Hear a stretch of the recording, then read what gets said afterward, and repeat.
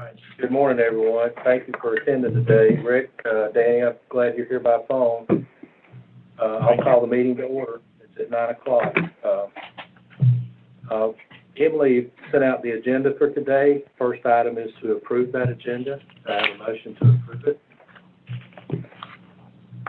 Motion to approve. Okay, do I have a second? I second that. Okay. Any discussion? All right. All those in favor say aye. Aye. The next item on the agenda is the ethics statement. Does anyone have any conflict of interest or any perception of a conflict of interest that they would like to abstain from any discussions today? Okay, hearing none, I'll assume that there were not any. Citizens' comments. Emily, is there anyone? No one has signed up and no one is online for us. Okay. The next item is our consent agenda, which includes minutes from the last ABC Board regular meeting on December the 4th and the budget amendment that Jackie sent out via email. Do I have a motion to approve the consent agenda? Make a motion to approve the consent agenda. Thank you, Kurt. Do I have a second? Second. Thank you, Danny. All those in favor, any discussion? Okay, guys, all those in favor say aye. Aye. Aye. Aye. Okay, thanks. Next item is old business. The first item here is hire Bridget Stanley for the ABC System General Manager position at an annual salary of $60,000. The action item here is to make a motion to approve that. Make a motion to approve. Second. Okay, any discussion? All right, I'll call for a vote. All those in favor say aye. Aye. It's unanimous. Congratulations. Thank you. It'll be awkward if someone didn't say Glad to have you on board. You'll have a chance to say a few words here shortly. Try to get through most of this. I know Rick's got a busy schedule today. Next item is to discuss and approve new store plans.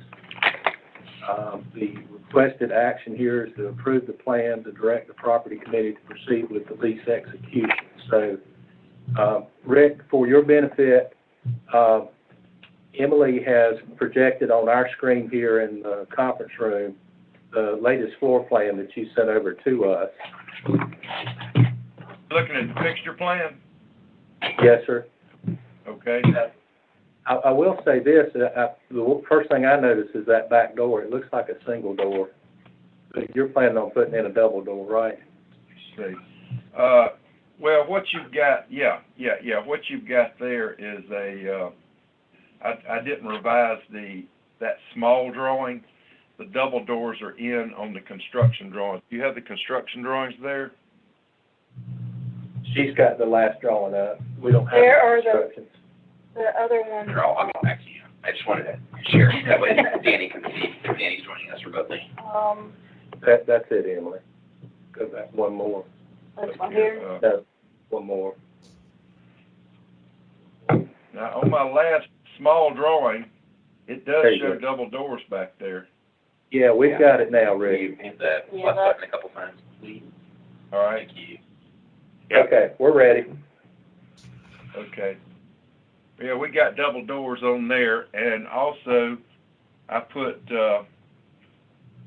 some wide span shelving around the perimeter walls. You'll see that back there. I think that was in a discussion that we had because it felt like, the stockroom space got a little smaller because we increased the sales area. And the wide span shelving, if you look at it, it looks like pallet racking, but it's not that heavy duty. Okay, it'll hold a lot of weight.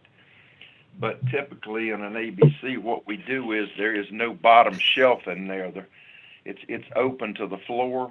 The first shelf is up about 5 feet high so that you can still use a hand truck and do a stack of cases underneath it.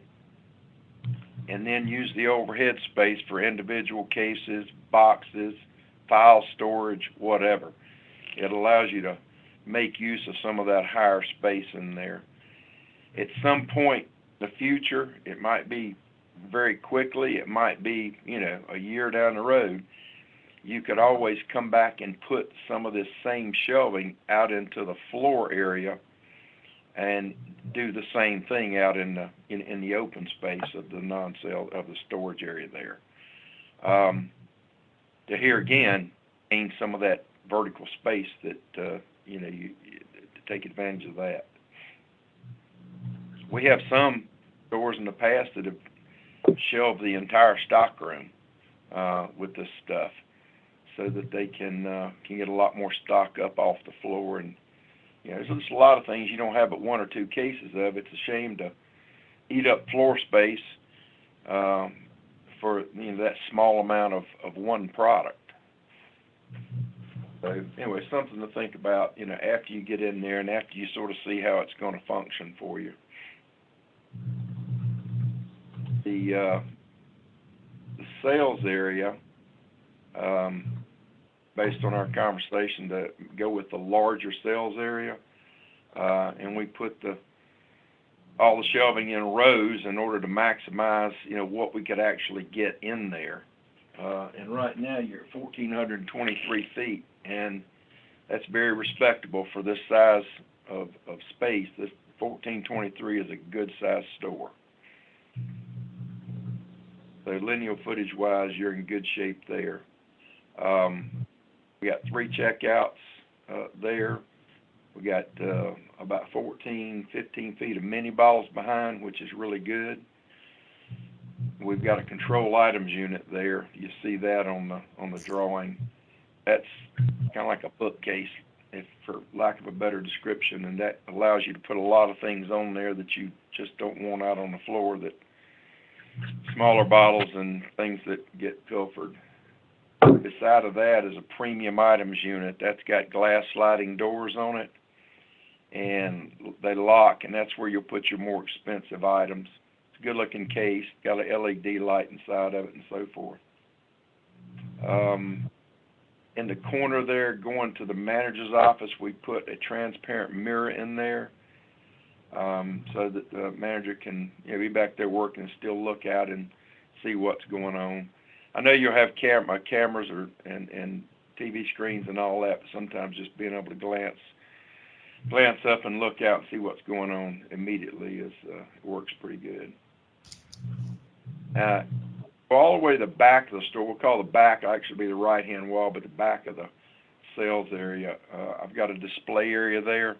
I haven't really drawn anything in there yet, pending discussion about what we're going to do, but we left an open space there to put some sort of a display unit back there that distillers can come in and build displays. You can do your own displays or whatever.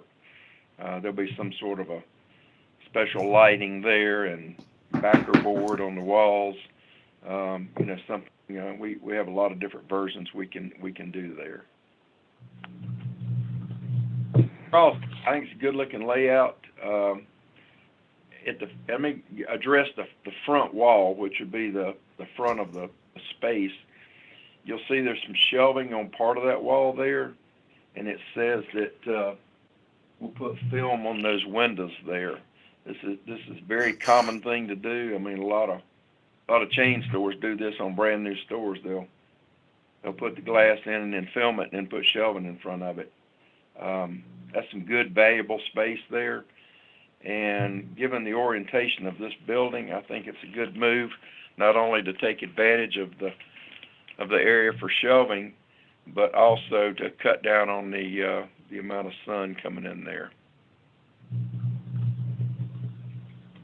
So we're talking open ceiling here, exposed steel overhead, which would be great. Makes the store feel a lot bigger. We use high bay lights in there, LEDs, everything's LEDs. Track lights around the perimeter. I don't know if you've got the construction drawings where you can pull them up or not, We that did. I sent. I don't know if you loaded those, but we've got 3 or 4 pages of construction drawings that, all this stuff is spelled out on those sheets. They're bigger sheets, obviously. Yeah, Rick, and you've also shown there the circular, heating vents too. Yes. Whenever we do an open ceiling concept, yeah, you want the ductwork to look nice. So instead of just regular old rectangle ducts, we will put in round ductwork in there, and it just looks a lot nicer than the flat ducts there. Now, I didn't show them on the drawing because that's going to be up to the landlord, the architect, whoever, does the permit set of drawings to actually design that in. I'm going to make an assumption you're going to have 2 units in here. Both of them will be suspended in the stock room area up in the upper areas, and the ductwork will protrude through into the sales area. And I've instructed them to design it so that it fits between the rows of lights that we've got in there. So if you're looking at that drawing, you can see the high bay lights on there, the little round circles. It's like we got about 20 of them hanging in there. And then in red, I guess it's showing up in red on your drawing too. Around the perimeter, we've got track lights in there. So the store will be nice and bright. Look really good. It'll look really good. Nice and big with that, like I say, with that open ceiling concept. Really makes the space look much bigger than it really is. Thank you, Jay. As far as colors and finishes and all that, we'll get into that at a later date, obviously. Picking out shelving colors and laminates and paint colors and flooring and all that.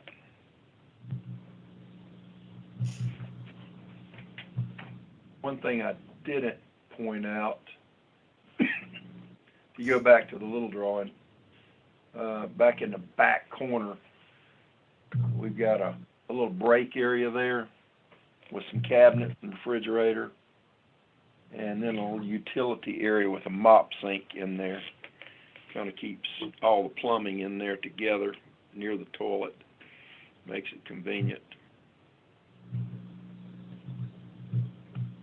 Good store. It's a good layout. I think it'll function quite nicely for you.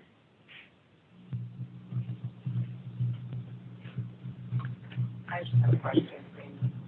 So on the first drawing, there was a roll-up door. It looked like we took the roll-up door out and pushed it to 2, like a big double doors. Is that what you wanted? Or you wanted? I can answer that. I think Rick was telling us code would require us a separate accessible door in addition to the roll-up. And because of the gas feeders and everything back there at the back, it just wouldn't work. So we decided to just put in a double door, which would give us the same width as what the roll-up door would be, and we'd still be able to go in and out of it like a regular door too. So where would you park the truck in this situation? Right behind there. So do you have to go, I guess, do you have to take your cart around the door to get in, or are you going to have a straight shot to get in? Do you see what I'm saying? Straight shot to get in. Yeah, because they're, I don't know. their doors are, I forgot how long the trailers were, but they unload from the side. They unload from the side, and you're supposed to take it out and go straight in? Mm-hmm. Okay. Yeah. So you don't have to, like, go up a ramp, like, 'cause Right.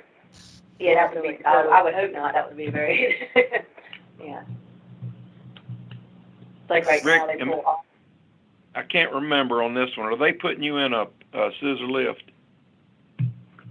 We've not talked about that yet, Rick. Sorry, I got so many stores going on. I can't remember outside the building. I can't remember. But Right. somebody I'm working on is getting a scissor lift from the landlord. I can't remember who it is, but anyway. Right, so So the truck, if you're unloading from the side, I think the truck's actually gonna back in with the rear door right here. Or is the truck just gonna stop right here? Do you know? Do we know that, Rick? I would imagine they could back in there. but you There's a said lot of- they're unloading from the there's a lot side, of it. not from the back. Yeah, Oh. they download from the side of the truck. There's a So lot of, then they might just drive up and park their side right here so you can go straight in. I think the way this one will back in, I think you take it out the back of the trailer. yeah, I mean, maybe they can do that. Okay. They've always They- been like side, but I think it depends on where they're at. And is that level going in? It is. Okay. Yeah, Oh. level. And, you know, on this image, it doesn't look as big as it is, but I'd say this is at least 50 or 60 feet Okay. between these two buildings right here. there are a lot of employee cars that park back there for the Mexican restaurant. So, you know, once we get moved in, we'd have to talk to all the other people. Right. Basically, let them know when our Yeah, delivery day. obviously there's plenty of parking, so I think it's just a matter of communication.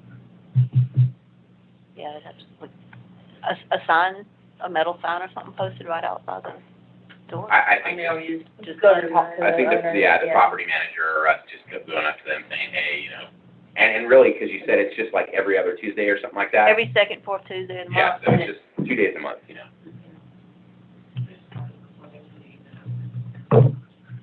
If they're on time. Yeah, because they usually show up, you said between 9 and 11? At 9 and 11, but sometimes they show up at 8 o'clock. Got it. Yeah. All right, everyone, out of respect for Rick's time, Okay. I'd like to maybe do an action item to go ahead and see if the board would like to go on and approve these plans, and then if there's not any other discussion or whatnot, maybe what we can talk to Rick about is what the next steps are in negotiating with the landlord and moving forward. So How much does this cost? we haven't gotten there yet. So I don't know that I would approve it without knowing how much Right. it costs. Well, and we're going to amortize it into the lease. Okay. The, So Obviously, the lease, the shelving and stuff, probably not, but the we're not, lighting and everything else. right, we're not approving the upfit as far as the shelving and those types of things today. What we need to do is to give the landlord a drawing of what requirements they'll have in order they can price the lease. okay. And then once we agree on the lease, then we will focus on the shelving and fixtures. So what is our motion at this point in time? What we want to approve today is the conceptual drawing of the layout for the Gotcha. store. That way we can give it to the landlord and he can price what the lease rate's going to be. And then if we're agreeable with that, then we can go back and negotiate with Rick, Rick will be providing us all these fixtures and a lot of the installation for the flooring and that type of thing. So the landlord would pay for like the flooring, the lights. They would pay Rick for that, and then we would in turn pay Rick for the individual shelving. Well, the landlord is going to provide us with what's called a vanilla shell, Okay. which is basically the heating and air, the lighting, and the walls. And what, I don't want to get way down in the weeds, but Rick buys his lighting directly from the manufacturer. So what we will be negotiating with the landlord are what many people consider allowances. Like if you buy a house, you get a lighting allowance. So if they'll give us a lighting allowance, it's more than likely we'll purchase those lights through Rick. And then the contractor will just install them for us, the electrician.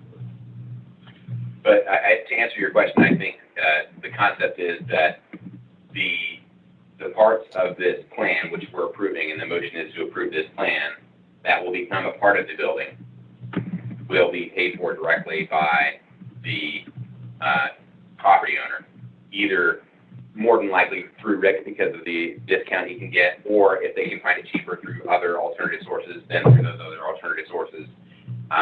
And then we will pay Rick directly for the shelving and the other very like ABC specific stuff that we'd probably be expected to remove when we moved out. Does that help you? Let me clarify something about that discussion, okay? Because I do this for most of the ABCs that I work with regards to flooring and lights. Like Rick said, I got a national account to buy lights, which is kind of ironic, but I worked it out years ago, and it gives us quite an advantage. When you factor in the lighting and the flooring and any of these things into the overall building, in other words, if the contractor provides it, lights, for example, the electrician would buy it from a distributor who probably has a 40-50% markup on it. Then the electrician marks it up, and then the contractor marks it up. So by the time it gets to you, it's got about 3 markups on it. So let's just say $100 light winds up costing you probably $160, $170. By leaving this out of their scope of work, and me selling it to you directly, I got a little markup on it, so you wind up a light that would have cost you $160, and it might cost you $125. So you save money there, and the same thing on the flooring. We do a lot of flooring, and I usually beat the local guy's price because here again, I'm not making my living off of flooring, and I don't have much markup in it, whereas the local flooring guy's got a lot more overhead and everything to cover. So that's just two things that I tend to furnish on most of the stores that we work with, that just helps you save money for the bottom line. Do you have a question, Jackie? That doesn't sound like what Rick said. Rick made it sound like that the lights would be part of what the owner was providing, and that does not sound like what Rick just said. Yeah, the owner will, as part of a plain vanilla shell, provide the ceiling drop and the lighting. We will ask him for an allowance for that. So And he'll that, write us a check, and we will in turn write Rick a check? I think he's going to write Rick a check, and they're just going to amortize. We can do it either way. Sometimes, I bill the landlord or whoever. In this particular case, let me here again, like Rick said, not to get too deep in the weeds, but I'm not sure how the landlord is gonna come back to you on your cost for this space. Typically, a vanilla box would include a lay-in ceiling, and the lay-in type of lights. And probably what they're going to do in this case is they're going to come back and say, okay, this is what, if you got a ceiling and you got lights and everything was standard, so to speak, then this is what it would be. You want an open ceiling, and you want round ducts, and you want all this other stuff. So here's what the amount we would allow for the standard build out. Your build out's going to cost this much, so there's going to be a difference of X number of dollars. Now, whether you pay me for the lights or whether they pay me, it's the bottom line is you're still paying for them. So and we can route that either direction you want to go with it. My comments would be that basically we're talking about an allowance, and obviously I think we want to amortize as much of this as possible into a 10-year lease. That way we have as little upfront cost as possible. So Sure, and you can express that to them, and we can just bill it to them. It's the same difference. But the thing is, if let's just say an example of going direct like this, let's just say lights are $10,000. That amortized into your lease is a lot better than $15,000 going the conventional route. It right. Saves you money every month. Right. My comment was going to be that when we negotiate the lease, that our desired form of payment should be the commercial property owner paying Rick directly, because based on your comment that the proceeds are subject to the minimum distribution requirements under state law, that anything that we get from the commercial property owner, and if we have to pay it to Rick, we're going to have to use those as revenues, and a part of that's going to be taken and distributed to the town under the minimum profit distribution guidelines, which would eat up a portion of that. Does that make sense, Rick Hauser? Yeah, I would imagine that we're gonna negotiate the lease to where we don't have to pay anything for those initial vanilla box type items, so. Right. I'm just saying that when we discuss it with the commercial property owner, to answer Jackie's question, our goal would be to have the check written from the property owner directly to Rick, so it never touches our books, so we don't have to eat up a portion of that on minimum distribution. Yeah, the purpose of what we're talking about today is just to approve that conceptual plan so that we would be able to have something to go to the landlord and say, this is what we're looking for, and we now want to start negotiating a lease with you. And once we get to the point to where we can know about what the lease is, I know we're getting ahead of the vote, but we'll likely have Rick come back then later and give us, once we pick out the types of fixtures we want, the color of the paint and all that stuff, he'll come back with a complete cost budget for the interior upfit. But right now, we need everyone's approval on the plan, so we'll know what to ask the landlord to price us for. So I guess that needs to be a motion that we make. Okay. Are we there then? Yes, sir. Okay, let's put forth a motion then to approve the plan Second. that's been put forth today.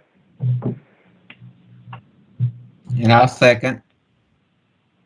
Okay. Okay. So any other discussion?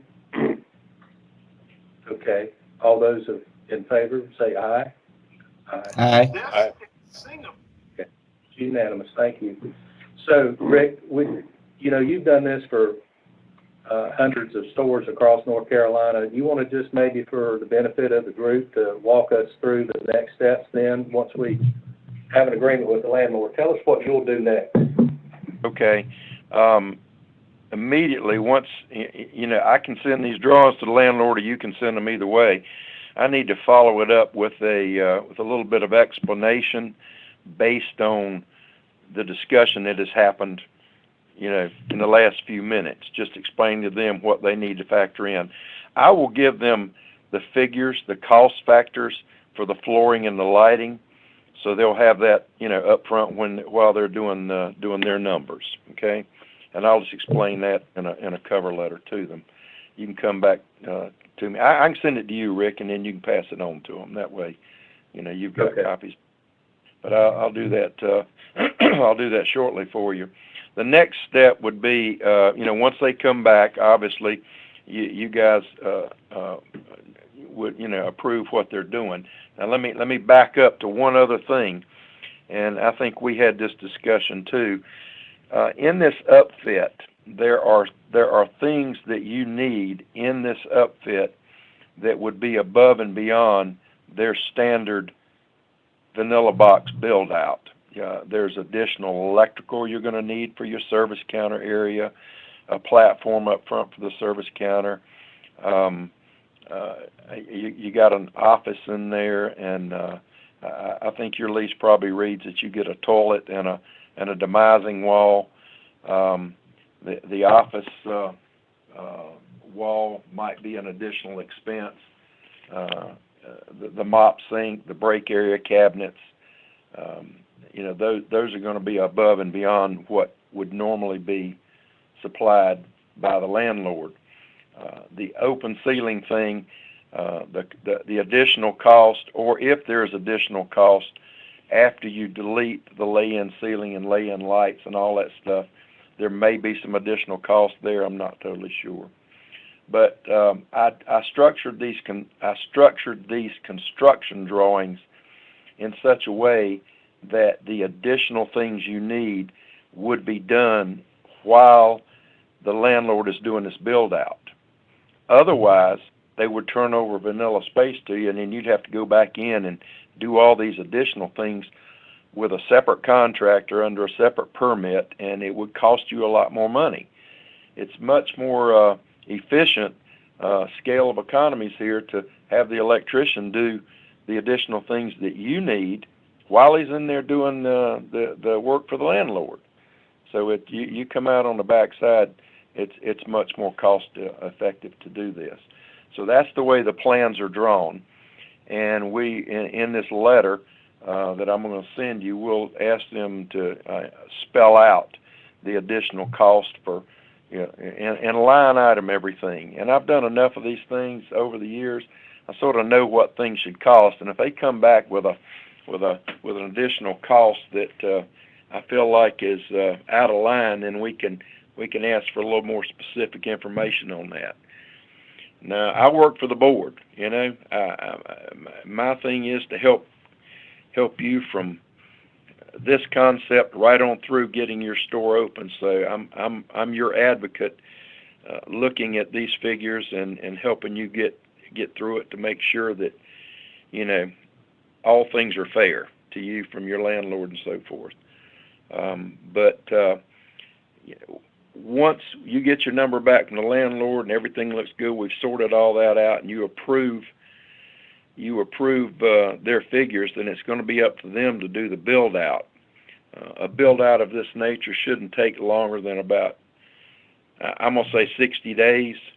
There's not that much to it.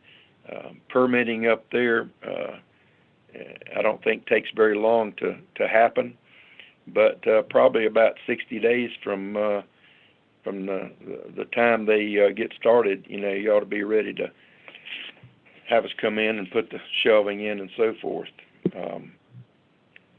But the process is, you know, just that. Get their figures, approve it, let them get the build out done. We'll put the shelving and the flooring and shelving and all that stuff in, and you'll be ready to go.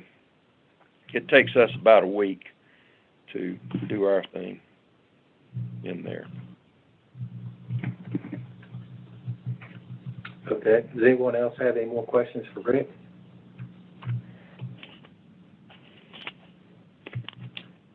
Okay, well, Rick, you've done a great service for us. We appreciate your I appreciate it. And you're welcome to exit. All right, I appreciate it. Thank you. Happy New Year, everybody. Okay, Thank you. okay. I'm just curious, is there anyone else on the phone besides Danny? We can do that. Okay. I'm just going to check and see if you were on the phone.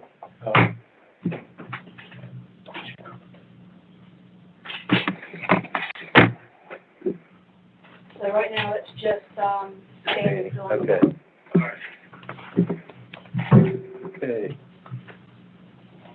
All right, just to follow back up with everything that Rick had said, I'm going to ask Bridget to join Phil and I on the property committee and work very closely throughout the rest of this process to work with the landlord, with Rick, and we need to also start the process of applying for that second location through the ABC. So, I've had experience doing that with building a new store, so I'd like to have you kind of be my shadow through that process, because we might open up 4 or 5 more stores for you in your career. All right, so I think we got our work cut out for us. Mr. Kavanaugh with the State ABC Commission has joined us. If you could just Hey tell everyone. us a little bit about who you are and your role. Yeah, my name's Austin Kavanaugh. I just recently started working with Lori Lee, trying to do some more stuff, getting out in the field and talking to people and meeting fine folks like you guys. So that's why I'm here today, just to kind of sit in and listen on what's going on. What is your role and responsibility with the State ABC Commission? I'm in training to take over for the position that Monique McLean had before, which was the ABC Board Auditor. So I'll be doing performance audits and things like that for all of the ABC systems Can you across the state. define what performance audit means for us? Yeah, so we at the state, we do like different performance metrics. We come in and look at your financials, different things like that, make sure you're meeting your targets and stuff like that. Just basically all the information that you already submit to the commission, just having somebody come in on site and check in and things like that. How long have you been with the State ABC Commission? February will be a year. Thank you. But I just recently started with Lori, probably like October, September, somewhere in there. I think our last performance audit was like 2014. Yeah, it's definitely been a while, so. Supposed to be We're trying to- annual, or it's just random? I've heard a varying number. I've heard anywhere from a 2 to 5 year period, depending on what we need to evaluate at your own individual store versus how availability that we have. So sometimes it's hard to make it all 171 in a 2-year period. So that's kind of where we are, but that's the goal, I think, eventually. So Monique was stopped down recently in the past couple of months and just kind of did a little check-in, yeah. They do that. But is she still gonna be employed? she's still there, yeah. Okay. She works with our warehouse now, so she works for LB&B. Well, for us at LB&B, doing internal kind of stuff. Yeah. Good. Very good. Well, welcome. You're welcome anytime you want to come. Great, thank you. Bill, since the town has our contract as far as employee benefits and that type of thing, are you going to go over these things? Yeah, if you want, I can briefly cover it. So the next item on the agenda would be the approval of the accidental injury policy. So this is a brief schedule of the coverage. So the town implemented this coverage a year ago, and essentially what it is it's an accidental injury and death policy. You can see there's a schedule of covered injuries, and basically this is a diagnosis type policy, not a treatment type policy. Obviously for treatment, you're still going to go through the primary health insurance that the organization has. But for example, if you had an eye surgery, you can see that kind of in the middle there. Then, can you scroll up just a little bit? Or sorry, I'll take this from you so you can continue your minute taking, not be interrupted. So we're on plan number 1. So for example, if you had to have an eye surgery, this plan would automatically just give a cash disbursement of $100. Let's see, trying to, like if there was a laceration, $50. If you were to ever be hospitalized, you'd just automatically get a payment of $1,000. So the concept for this is to provide a more robust benefits package for the employee, but also in my past experience, I found that there tends to be an issue with on-the-job versus off-the-job injuries, and sometimes injuries that happen at home will be claimed on the job. Or at least maybe an exacerbation of an injury that might have happened at home might happen on the job. And so the line there is a little bit difficult. And so the concept for me, at least in implementing this with the town, is that this provides on and off job coverage. So it provides the employee kind of a sense of comfort in that, it doesn't matter if I, for example, get a laceration on my hand, while I'm at the workplace, or whether I do it by cutting my grass at home. Either way, I'm covered under the policy. Much in the same way that regardless of whether or not you get hurt when you're on the job or off the job, the medical insurance that we provide for you is still going to cover. So this is, I think, a great idea. The total cost of the policy for the rest of for the fiscal year, Jackie, was it, do you have off the top of your head? No. It was minimal. It was less than a couple $1,000. Yeah. So I think the amount of frustration that you kind of heads off by, again, providing on and off the job benefit is very, very worth it. But so, this would only be for full-time. And this would only be for full-time employees. That's right. So any questions or comments based off that? The requested action from the board would be to move forward with the implementation. And this is included In the budget amendment. Yes. Okay, it was included in the budget. That's fine. All right. I make a motion to approve. Okay, I second that motion. all right. So with no further discussion, all those in favor, say aye. Aye. Aye. All right, thanks, Bill. You're welcome, sir. Another item, I think. This is your time to shine, Jackie. Good. Right here. There we go. Basically, I mean, things look good. Let me know if you want to go to a specific area. Sales are up. Can I, Go to the- yeah. can I just take over? Thank you. All right, I'm gonna go to the budget versus, first, P&L year-to-date comparison. So 2019, we're at about $800,000 worth of sales. 2020, we're at 1.1 million to date. So sales are up. And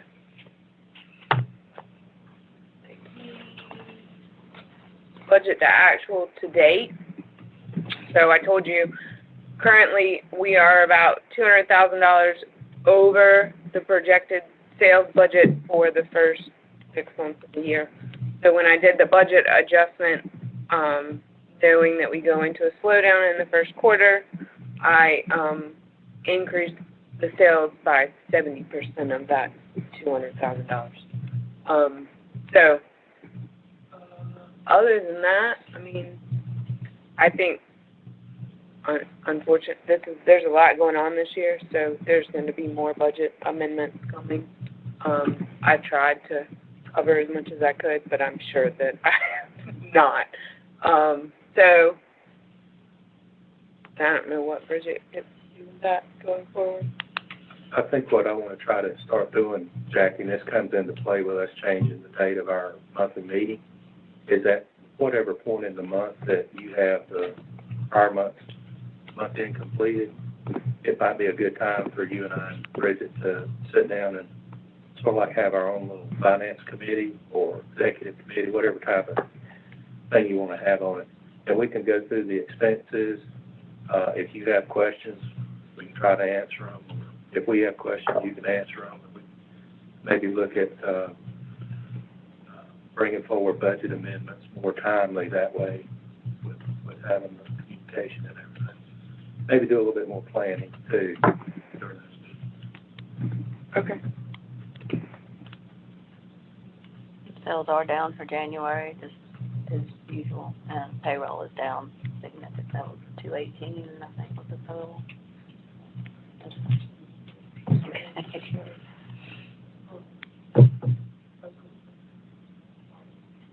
But other than that, I don't really have, I am going to have to redo the distribution, the minimum distribution. I'm assuming, maybe you can answer. So we sold our building and land. Lori Lee told me that additional revenue has to go into the minimum required distribution. Does that also go into the 7% alcohol? It's alcohol, education, and law enforcement. 5% law enforcement, 7% alcohol. I'm sure the whole total, it counts as revenue at that point. Okay. So any revenue, you would distribute it the same way you would do distribution. Okay. So I've got to recalculate what that amount is. The problem is in their spreadsheet, like I've got it where it's automatically taken the standard taxes out. So I've got to go in and remove that part of it off of the land sale and then recalculate the required distribution. So, how would you do you want me to increase the monthly that we are paying to the town accordingly? Do you want to save that for the end of the year? An end of the year thing? I haven't paid the town back for the previous year, so how would you like me to do that? I would take, forgive me for interrupting, but I would recommend that we take the total amount, because it sounds like for the minimum distribution, it's certainly supposed to be part of that calculation. I would take the total amount that's payable as a result of the mandatory distribution, and I would amortize that over the remaining months in the fiscal year. And I would add it to whatever your current calculation is for required minimum distribution to meet the anticipated obligation under our projected revenues for sales. Does that make sense? So I don't know. Everybody else how okay the with board that? feels about that. Because it's going to be required to be paid out according to law regardless. Now, I would feel comfortable with if you wanted to defer that over a 12-month period just to help with the cash flow situation. That's certainly a possibility too. Well, the sale occurred in the month of November, so I guess you'd have to go back and recalculate to that point in time. And if we're required to pay it, I just assume we want to pay it. We got the money. Okay. I just assume get it over with. I would hope, though, that you could request that the whole purpose of selling the building was to reinvest those funds into a new building. I will consider it income. I consider it just reinvesting that capital. That's a question for the state agency. Yeah, that's what. Yeah, and I think that's what you would ask to Lori, right? So what I told her was that we had sold the land, that most of the money was going to be used to move. Do I have to include the revenue in the minimum distribution? And her response was yes. she didn't say anything about the expenses. So Right. I don't, Right. my assumption would be that you can't offset the expenses against the revenue. If that's what she said, I'm gonna fall back on her, because I'm pretty sure that's right. So, Yeah, that doesn't make sense Well, to me. yeah. But, you know, the law is law, and we can't try and put laws except the reasons why some laws are written, Sure, unfortunately. yeah, I understand that part.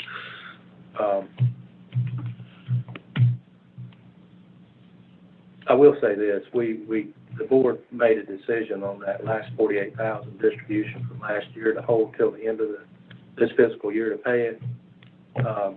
As we move forward and develop more costs, and we know what it's gonna require us, there's no doubt in my mind, we're gonna have to borrow money to do this, so I'm kind of prefacing it now to get the board's, feedback as to whether or not we may want to go to town council and ask them in some way or another. We wouldn't have to pay them that $48,000, but I'm just throwing that out now. I'm not asking for any action. I'd just like for everybody to kind of think about it. One, just for your information as well, my intention was to, I'm still waiting on feedback from the town's auditors on the appropriate accounting treatment for that transaction, because we've already recorded that as a receivable. So I think the appropriate way to account for it would be to record it as, for lack of better terms, bad debt expense in the current year, or some other way to have that flow through the current year's income statement. But our intention is to not have the ABC board pay back that money. It's just, I need to do a little bit more legwork on how do we account for that properly. Okay. Well, we're not taking any action on that at all today, but I just wanted to throw that out in discussion.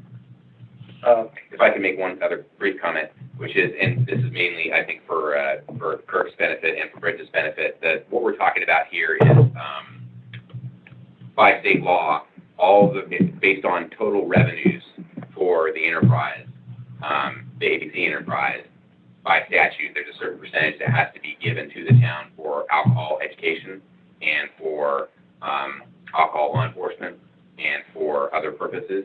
And so one of the things that Jackie recently discovered, much to her credit, is that normally we think of revenues, operating revenues, just operating revenues, right, from the system, which are selling liquor, but it's actually all revenues. And so because of the way that the government accounts for resources and the difference between private sector and government accounting, technically the proceeds from the sale of the property of the land and the building are counted as revenue in the current year, although normally you'd just think that would be a balance sheet only transaction. It affects the income statement because of the governmental basis of accounting. And so now those proceeds, you know, the $400,000 that we got from the sale of the building are subject to the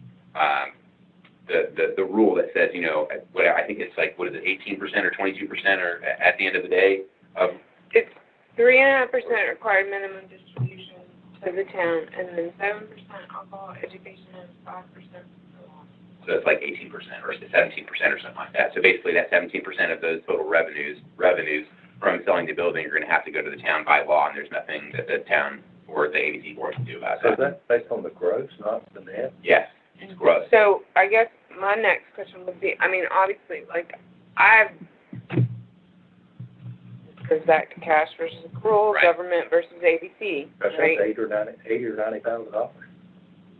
So currently, I've got income only of about $200,000. We got more money, but we paid off the loan and we have the bill. So, like, awesome.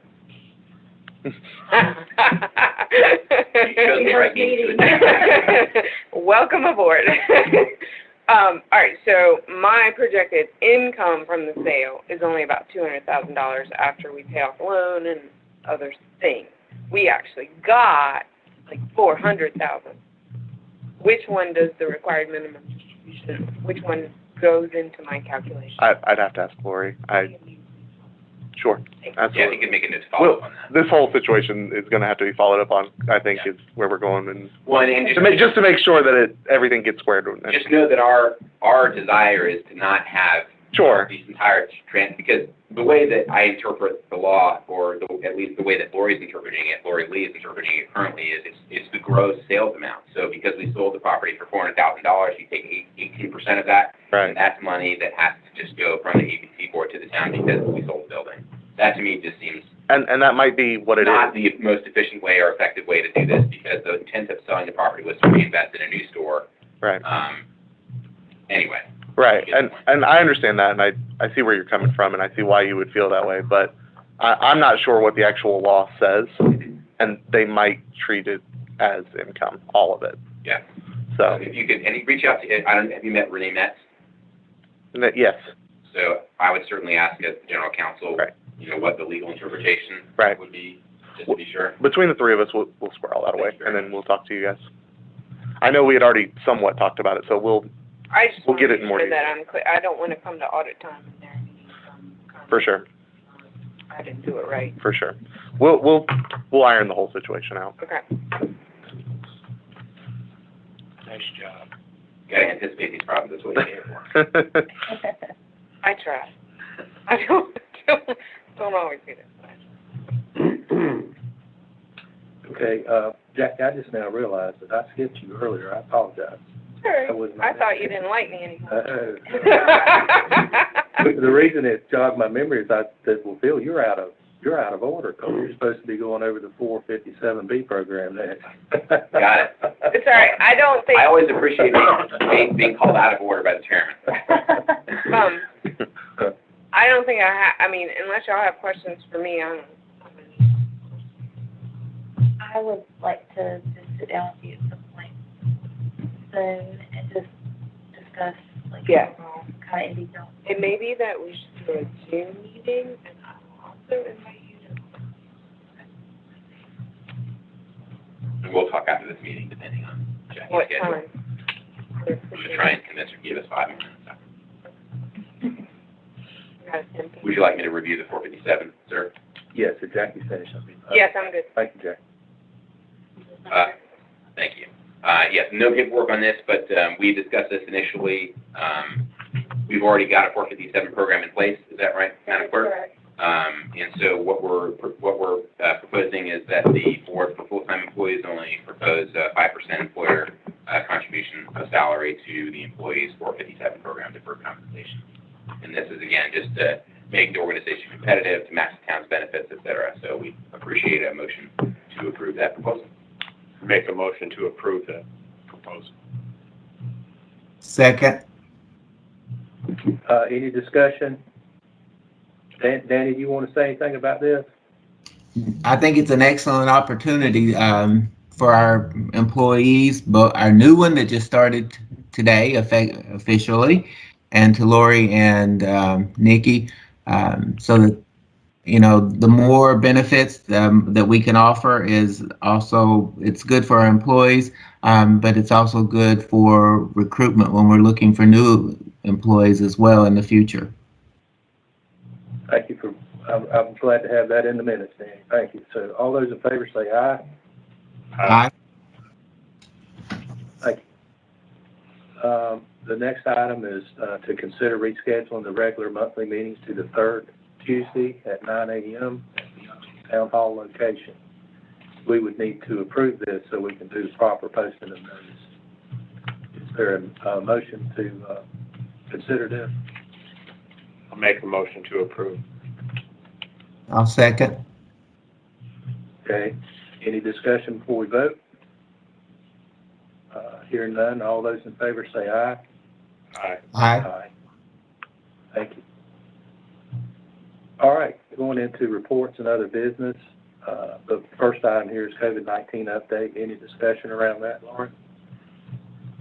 I'm just still wearing masks, and still have a sign on the door limiting 6 people into the store. So, I noticed one day when I went by, there were customers waiting outside. How was that? I don't like it, but, I mean, we were actually, what's that? The other, not the APC commission, but, no, I just went blank. Anyway, they sent out a notice that all stores need to be limiting their, depending on their square footage, so. We try that, it's a little detailed time, but it's trying to have everybody have their ID ready and everything else so we can get the people in as fast as possible, so they're not out in the cold.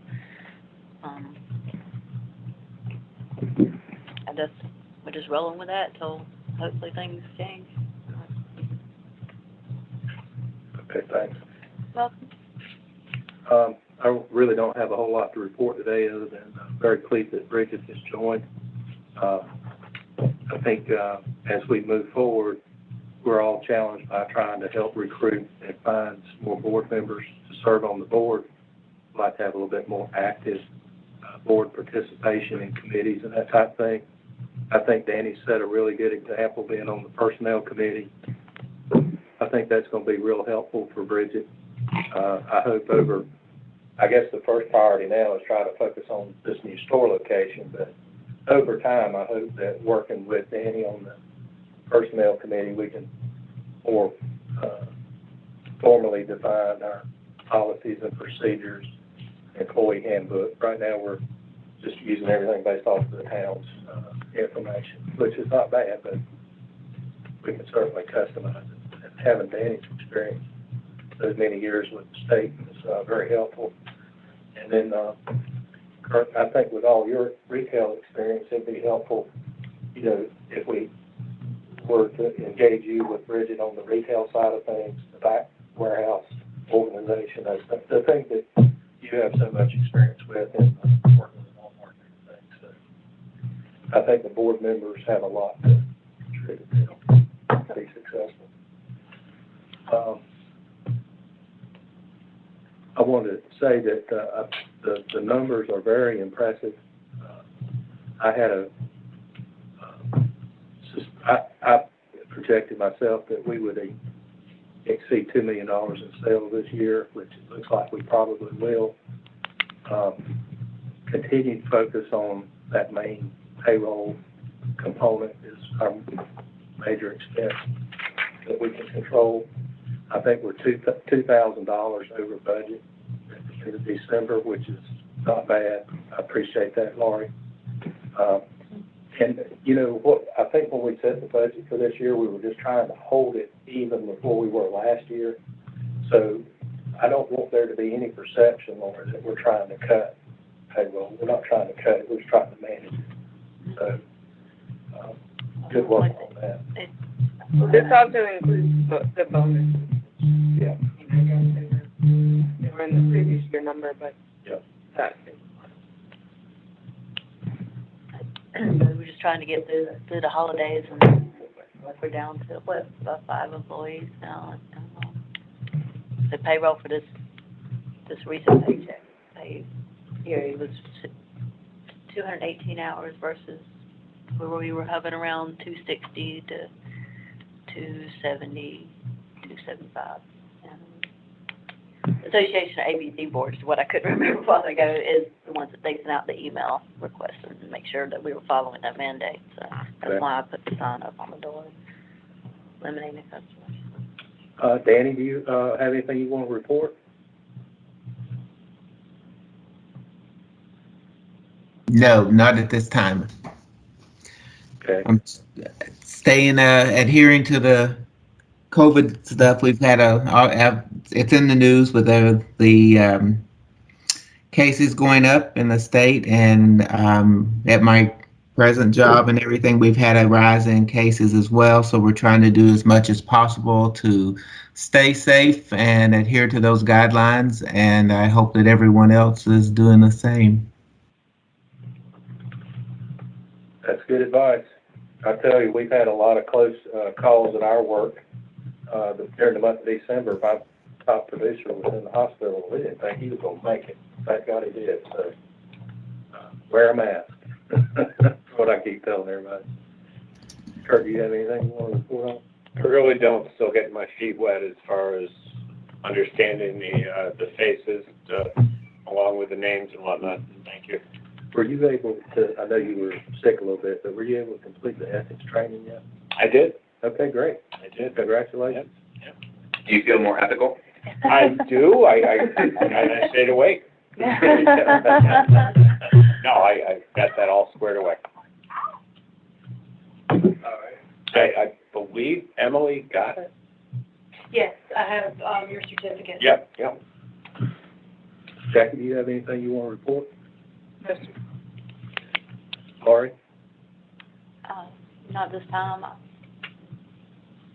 you, mentioned in an email that you've lost a couple employees. You want to share a little bit about that, please?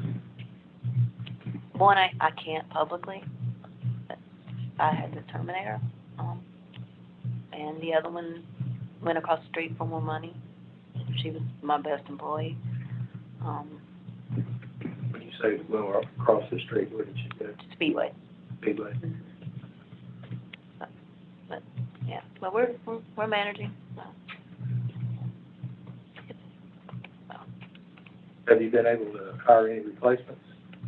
I have one girl that's she's been there about 3 weeks, so this will be her second week here, yeah, and she's doing really well.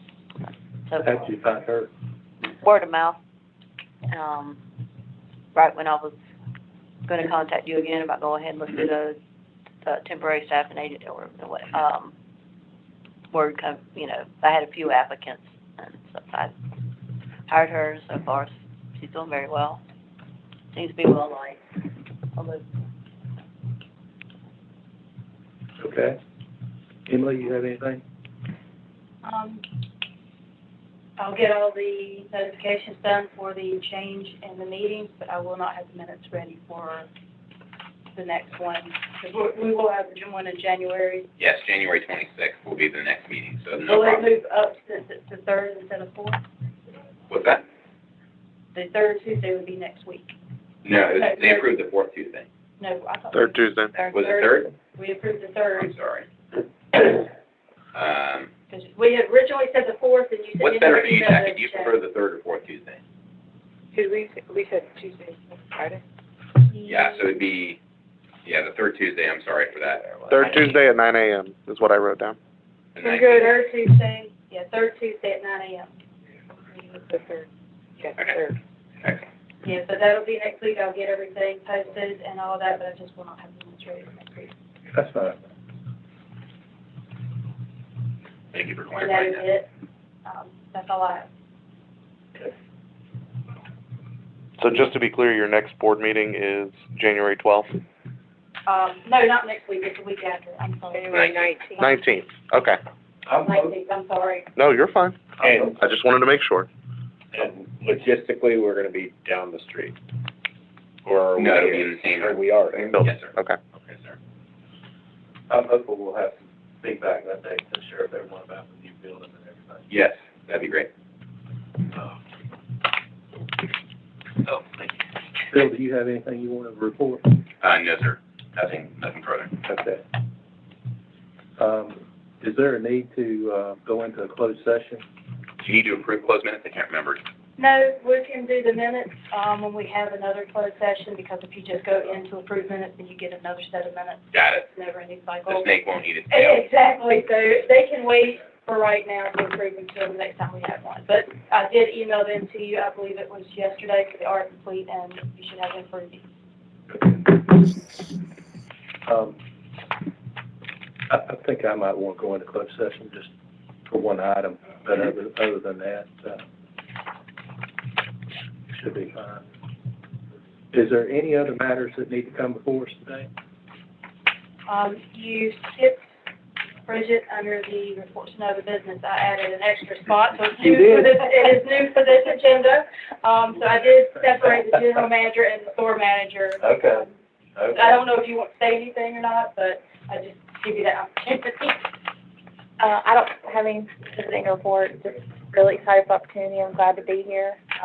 I'm excited to get in and start working with you, Lori. I'll probably next week schedule some time to come in and okay, no, Visit glad the store. to have you aboard, very much. All right, good deal. All right, with all that said, I'll officially adjourn the meeting if we have a motion to do that. Sir, did you want to talk in closed session about anything? Mm-hmm. So instead of adjournment, you'd have a motion to Okay. enter a closed session. All right, thank you. Yeah. Appreciate For you what? clarifying that. And go What ahead. subject? To discuss personnel. Personnel. Thanks, sir. Make a motion, Yep. a motion to go into closed session To discuss. to discuss personnel. Thank you, sir.